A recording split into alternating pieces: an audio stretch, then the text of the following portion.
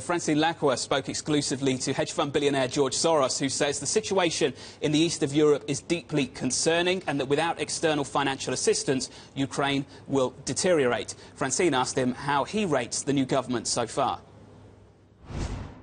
Their task is, immense, and they haven't done everything right.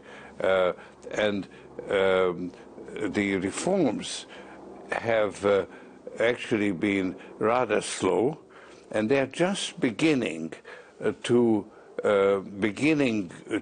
see the actual performance, and practically every day there is an advance.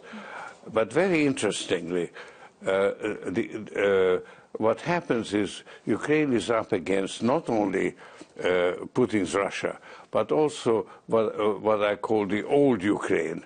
There is a new Ukraine that wants to be the opposite of the old Ukraine, but the old Ukraine is still there. Mr. Soros, there are two scenarios. Yeah. The West becomes tougher, unites politically, or the West continues as it is.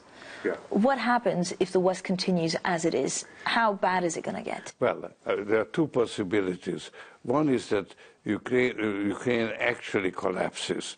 This is Putin's optimum goal, to have a financial collapse, political infighting, and he can then step back and say, I didn't cause it, I'm a good boy.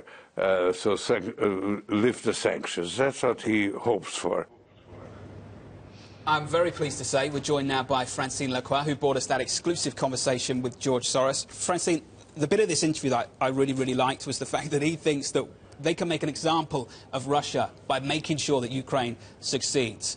What's your take? Well, he was very feisty. He's very passionate about Ukraine. He basically says this was a problem that was mishandled from the start. What he's trying to do is basically spur the international community, the West, to try and be more proactive. Now, I asked him about money. I asked him, how do you become more proactive? And he says it's a show of unity. He says it's very difficult at the moment for Europe and the West to show that unity at the moment because they're just too distracted with Greece. So he links the two. It's very clear that he's passionate about Ukraine because he says this is a unilateral change of borders, and it's just unfair.